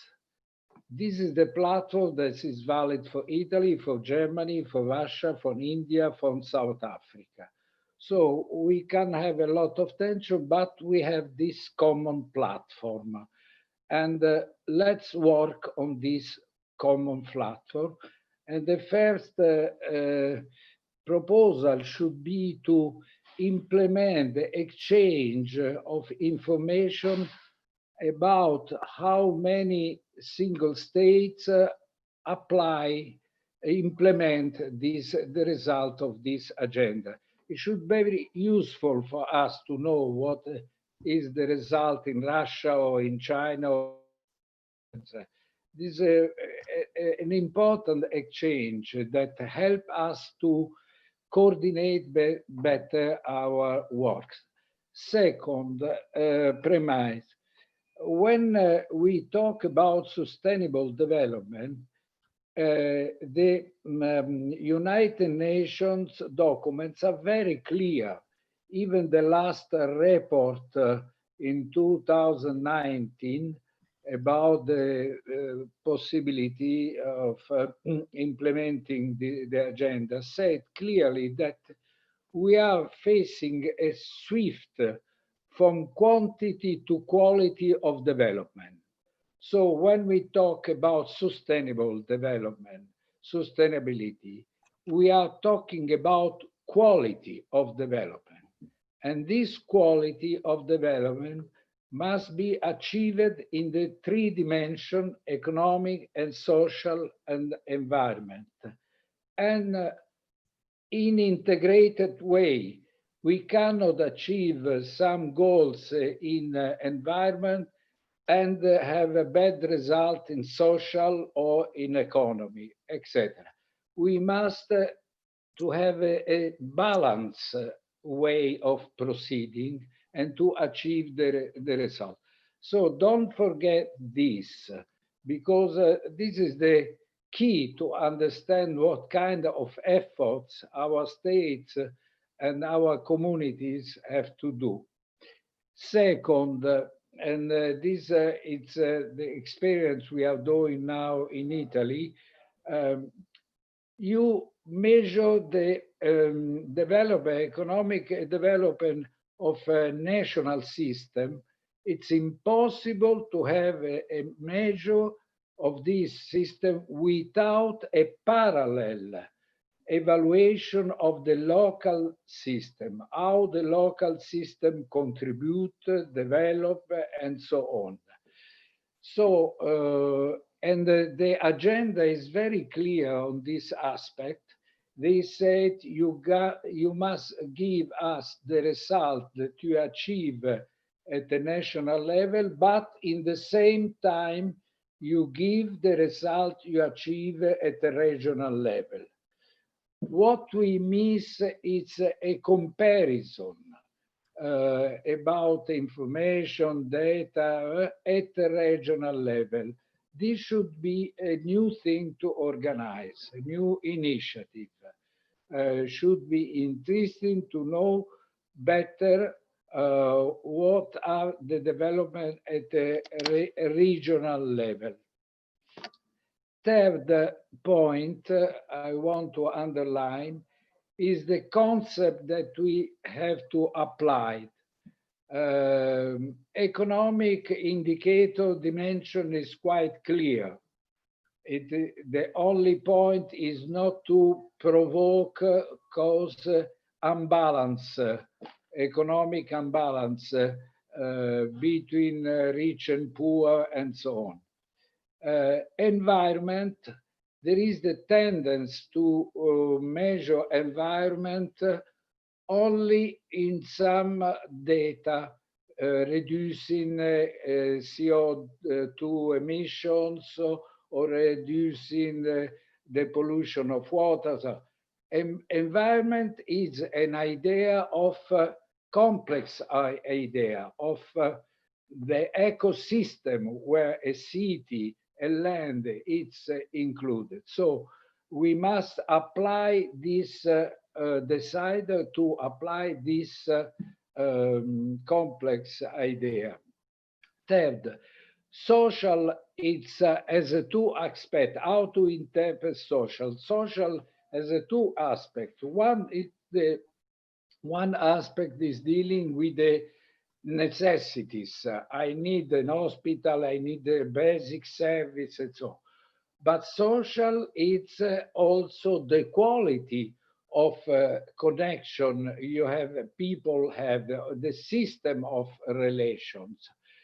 That is the bring us to understand the problem we have in smart city, because everybody is talking about smart city, putting a lot of technical instruments to make circulation better, mobility, etc. But what is the result of these technical investments? people is more alone or is more integrated in relation one with each other. What is the result in terms of cohesion, social cohesion?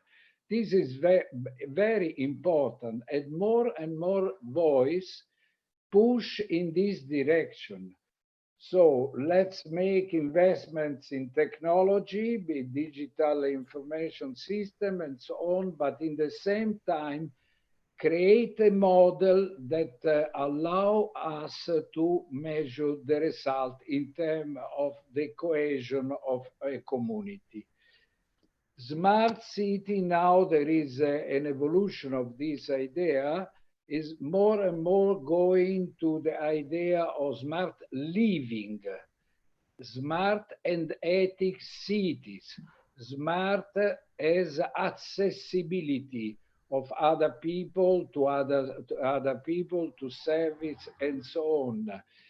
And smart is using technology to implement the virtuous behavior of citizen, using new technology, my app telephone, I can induce the people to have virtuous behavior. So it is a great opportunity to design the quality of social life in a smart city and to apply this model in the rural territory in which the territory that go around the city in which I live. So there are a couple of proposals that can be very useful.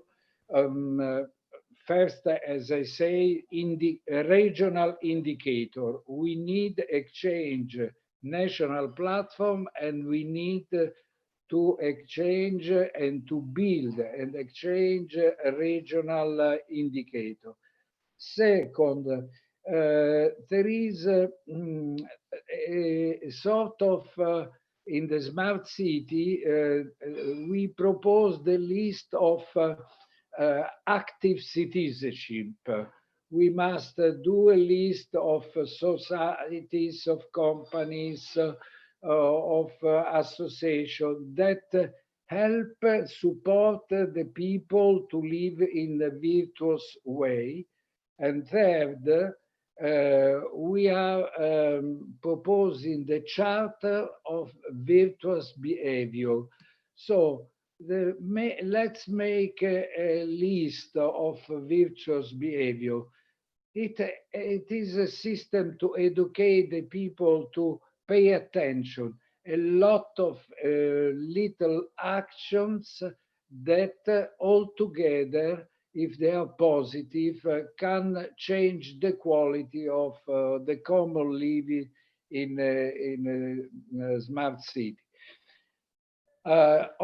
Concerning the territories, and then I go to close, what we have seen, study with a lot of attention is the contribution to define the value of a territory. What is the value, not only the small city or the rural territory, but what is the value of the pole in which the rural territory, the little city is involved. And in this territory, we need to have apply the values analysis. What are the real values of a territory? Because these are the elements in which I have to work. And specifically, as we have seen in the last report by Alexandra Martino, one of our experts, she noted the great influence of the support of universities at the local level. The universities must support a startup, the quality of development, new ideas, and so on. It should be interesting to see how the university implement the development, the quality of development in the territory. What is the contribution? And this should be very concrete. A database about the contribution of the university to the local territory should be very important. I have in mind, for example, an example of Politecnico in Milan that is working a lot on digital agriculture, a big project for the productivity and the quality of agriculture. And it's okay, located in Milan, but all the experience is done on the territory. So the real contribution is on the territory. Ecco, these are the suggestions we can give in this occasion, taking in mind that if we talk about sustainability, we talk about the quality of development and the need to act in parallel, in integrated way in the three-dimension economic, social environment. Thank you very much. Marco, thank you very, very much for your vital approach. Because from my point of view, there's nothing better than a complex approach to solving problems. That is of a real interest, and it is really great just to have such kind of an experience and the proposals that you have suggested. And I consider that Dr. Paolo Motta just can continue and probably share his ideas. Okay, привет, Professor Irina. Well, I have a presentation. I will try to see if I'm succeeding to have it, if you can see it. Okay, can you see it? Yeah, thank you. Okay. Very fast. Well, I'm going to the practical things. I am a planner. I'm working on the field since many, many years.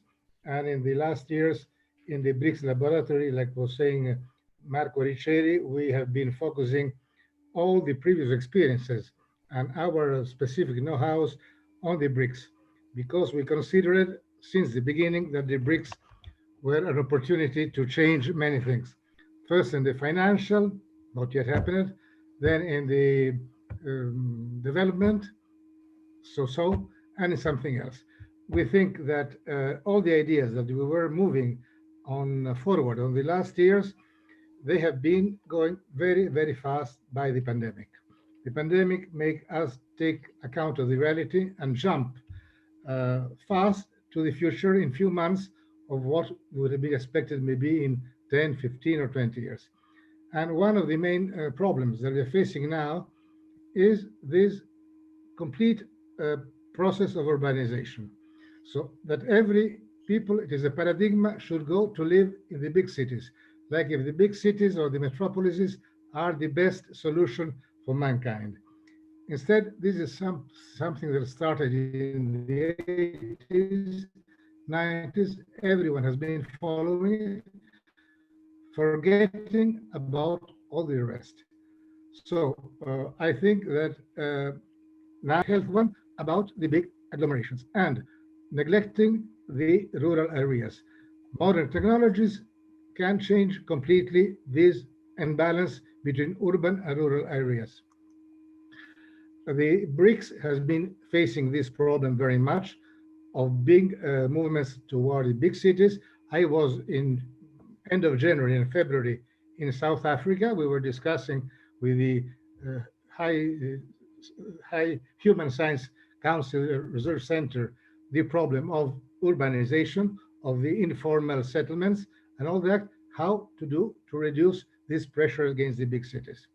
So here we can see how they're increasing all the mega cities, especially in India, in China, in Latin America. Well, we have Brazil, they're represented. And the paradigm of the solution of the future has to be reviewed to avoid a progressive displacement between concentrated urban areas and wide neglected territories. A new role in this way is foreseen for minor cities, town and rural settlements spread on the territory, revamping local agriculture, natural assets, improving at the same time the human presidium on the environment. Climate change is showing that when human people is not cultivating the land, is not cultivating the terraces, is not keeping the forest, the climate has been having a very bad situation and going down. The pandemic showed, like in 3 months of lockdown of the main urban areas in the world, the pollution went back not 1 year, but decades. 10 or 20 years back, all the indicators were becoming much better.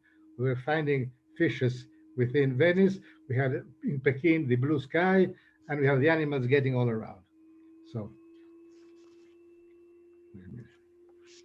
yes.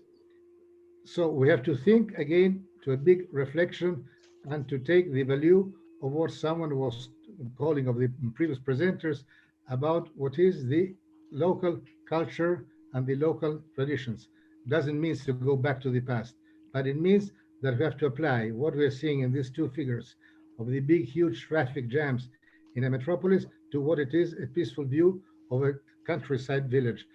And like Marco Riccieri was underlining, has been coming out that in the smaller cities during the pandemic is coming out as much more social cohesion, has been much easier the interrelation and relation between citizens. They have been helping each other. They have been not feeling neglected one by the neighbor, but has been very, very strong. Still now is going on, like all the new focus and the starting again of the pandemic are starting all on the big cities on wrong behavior and a wrong way of communicating and staying together each other. So I think the big opportunity is represented not by smart cities, but it's few years we're discussing into it. And like was saying before, Professor Baluk, there are huge, huge, enormous investments all around the world that are the smart corridors. Russia was starting to do it 10 years ago, the Razvitia. Now we have the Belt and Road initiatives. I was working in South American corridors that Brazil was pushing up in the 2000s and about. So it is enormous, huge amount of investment that are requiring a lot of finance that can be funded by the famous infrastructure bonds that are financing, like you were taking an example, in the United States, 2/3 of the requirements. So we should use this money to change the connectivity corridors in some development elements of the territories, because there would be mobility, energy, data, electricity, water, everything can run then. So now it is possible to create all around these smart corridors to revamp the old existing cities or maybe create the new ones and to facilitate, like before someone else was mentioning, we need connectivity, we need to give to rural population internet accessibility, we should give education, and all this now it is possible through the internet and the data and a good technological coverage of the world. And this is something technology is allowing perfectly well. Finance is there ready. So I think this should be pushed up to go away very fast. Now here I go faster, talking about the advantages of the small cities, talking about how they're curing the environment. You can see here the terraces, how the mankind is protecting the environment. Here you can see the difference between crowds gathering in the big paths and taking pandemic each other like it's happening now with the disco in all Europe, or staying, relating with people playing cards in a small village. These are all the main corridors that are going on. First of all, we started with the Belt and Road Initiative that is involving 3 of the BRICS countries, Russia, China, India, and a lot of smaller and inland countries that have neglected territories all around the internal belt that can be developed and settle a lot of million of population. Here we have the African corridors where some of them are working quite good, like in South Africa. Well, we were just studying the Maputo corridor, but they can be extended to all Africa. These were the South American corridors who were planned already in the year 2000, but never went over for political reasons. Here, like someone else was saying about modern agriculture, modern agriculture can be facilitated by the use of drones, of modern machinery, tools, technology. So I think that today we should try to defend what is the rural areas to reduce the imbalance with the big cities and create a system based on smart corridors and smart territories all around that go behind the definition of infrastructures and be aimed to raise synergies between all the components in reciprocal dynamics. And BRICS countries can be drivers of this new vision and develop national programs for urban-rural development of smart territories with a holistic approach that takes into account not only technology, but the social and environmental aspects for restore the global equilibrium between mankind and nature, between urban and rural. I think is necessary a completely new view, and I think the proposal of Professor Costa of creating a permanent platform of discussion about urbanization on the BRICS, because the BRICS, in all these years, they have never been giving, in my opinion, enough emphasis to what it was urbanization problems. They should try to apply the same strength that they're giving to use of local currencies or financial new tools. They should look also for new tools of territorial and urban development starting from their cities. I was starting to study this in Curitiba 30 years ago. So I think this is a very good field. And like Marco said in closing, environment, social, financial, and cohesion, they must be all together and no one can be taken alone.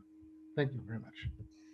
Thank you very much, Paolo, for your useful proposals. And it's very nice just to hear and to know that the ideas that were shared by Marco Ruggeri and yourself, they correspond to those that were presented here today by our experts from BRICS countries. And thank you also for the supporting of the idea of setting up just a body that will look after the development of the rural and urban areas. That is really very important in the field of reaching the goals that are well known for sustainable development. Thank you very, very much. So then we as BRICS, we cooperate with different developing countries and are happy, well, just to enrich and enlarge this cooperation. And I'm also happy to give a floor to Dr. Nazir Kabiri, the Executive Director of Biruni Institute, Afghanistan, who will share the experience of Afghanistan in the field. Welcome, please. Dr. Georgina, colleagues from BRICS member countries and counterparts, good evening to you. It's a pleasure speaking with you from Afghanistan. And it has been a very productive session so far. I've been taking notes on a number of important topics, including the smart cities, and that the technology could be hopefully very inclusive in future to cover developing and low-income countries as well. Provided that the topic is on the best practices in urban and rural development, and not much of a success story I can perhaps present as a case study from Afghanistan on urban development, but one from rural development I can perhaps share with you. Perhaps for the interest of the rest of the developing countries, some recommendations would apply to those, maybe not very directly applicable to the situation and developed or BRICS member countries. And this experience, of course, is from the early days of international intervention, the US and NATO-led intervention in Afghanistan, and the removal of the Taliban government in 2002. This rural development program was initially designed by an Afghan practitioner who is now the current president of Afghanistan. The program was named the National Solidarity Program. rural development program, which is a fascinating design. 20 years down the road, we still consider this program as a very success story.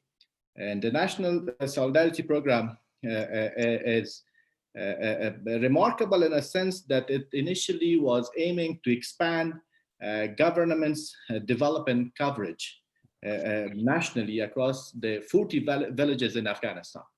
But those of you who know the history of Afghanistan, we always aim for a very strong centralized state, and neglecting subnational governance and neglecting the periphery. So this national program, for the very first time, covering every single village in Afghanistan, was this exercise towards decentralizing some development practices. And the design is remarkable in a sense because for the very first time in the history of Afghanistan, it is fully Afghan-led. Second, it is remarkable because the villages elect their representatives, 40 people in one community, through transparent elections. And that council is called the Community Development Council, CDCs. Then this council must have elected women, and also elected women in the leadership positions within this council with each village, which is making it extremely interesting in a sense that in Afghanistan post-2000, post-Taliban, bringing local women, villagers, into the decision-making tables within each village is fascinating. And now what we have as a result of this program is that we have a direct access and connection with 40,000 villages all across the country. Every single CDC or development council is recognized officially by law. These councils have bank accounts, and we still get to transfer to them financial means and in kind for interventions in these villages. And their scope moved beyond the rural development, and now they are also involved in conflict resolution and some other services to the villages. The purpose, as I said initially, back in the day, was to develop the ability of Afghan communities to identify, plan, manage, and monitor their own development projects. And the NSP worked to empower rural communities to make decisions affecting their own lives and livelihoods. The NSP supports the participating villages with up to $60,000 per community, per village, funding for local infrastructure projects mainly. And these funding basically initially came from the World Bank and a consortium of other bilateral development programs. And the funding basically was targeted for the projects that generally fall into the 6 categories: the transport, water, sanitation, irrigation, literacy, and vocational training. Moving on, the NSP turned into one mega program with $2 billion disbursement. And it still is remaining now integrated with another urban development program and renamed, but the program still remains famous. The main objective still has been to build, strengthen, and maintain community development through the councils. And it hoped that these and similar measures would help strengthen Afghanistan's historically weak civil institutions. Furthermore, the program, in terms of the design, is fascinating in a sense that 80% of the Afghan population still live in rural areas, and making the development of physical infrastructure particularly a challenge. So in order to ensure greater and social mobility for Afghans, the program required democratic elections, which is another, as I mentioned earlier, mandated that women hold an equal amount of leadership positions and receive an equal part of funding benefits. So perhaps in a village where elders were sitting and discussing development for the very first time, there were an equal number of women sitting alongside with them. Perhaps if an elder male wanted to build a mosque, a woman would protest and in a state would prioritize building a school. So this kind of debate for the very first time in the history of Afghanistan at the very rural and villages level is phenomenal. beyond the rest of the practices in Afghanistan for the last 20 years, Afghanistan being a great example of cooperation of civilizations, thousands of international and national NGOs all across the country, and the generosity of our international development partners, with some failures and of course with some success. But NSP still is considered as one of the very successful programs. One of the political success of the program was that it, in a sense, didn't let the Taliban to take much root within the villages, because the people would directly connect with the central government and see the benefits of rural development by building their own schools, their own clinics and roads. So in one way or the other, the international intervention perhaps failed to bring about the much needed peace and stability in this region. But in terms of the development, the benefits, every single Afghan, one way or the other, has been benefited from the intervention in terms of the rural development and access to roads and clinics and electricity and perhaps irrigation and female participation. So till now, if, the 48% of the participation beneficiaries has been female. Plus, as a result, as I mentioned, we have 40,000 registered, legally registered CDCs, Community Development Councils, and finally, 88,000 small infrastructure projects were implemented all across the country, very satisfactory. An independent evaluation of the program found that 96% of sampled communities recognize CDCs as the legitimate representative in institution and decision-making in development of their communities. The survey found that 80% of communities sampled have greater access to infrastructure, and 93% of infrastructure sub-projects sampled have been completed and are being used by the communities. Overall, 9.7 million rural population received access to drinking water and points and safe sanitation facilities. So with this, I can welcome you to read further on this project. There are extensive information and literature existing on this program and on the internet. And based on my understanding, this program was also replicated by some of the development partners in Africa and elsewhere. Again, thank you very much for having me over in this forum, and I have benefited greatly from your discussion. Thank you very much, Nazir. Thank you very much for your presentation, for your ideas, and for further possibilities of our cooperation. Thank you greatly. And unfortunately, we are really short of time. And all those who would probably like, well, just to add something, or just to exchange views, or just to introduce something new, you can just forward us by email your proposals that will be taken into consideration. But at the moment, I would like to express gratitude to our honorable speakers for their profound contribution.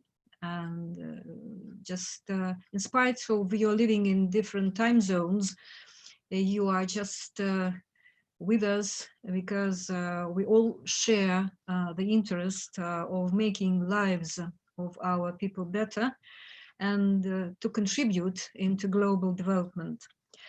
There were vital proposals presented in different fields, and they are within the multilateral financing, infrastructural projects, and knowledge sharing and capacity building platform, technology exchange facility, new agricultural technologies for rural prosperity and sustainability, for family farming, and creation of a sustainable cities and rural advisory group.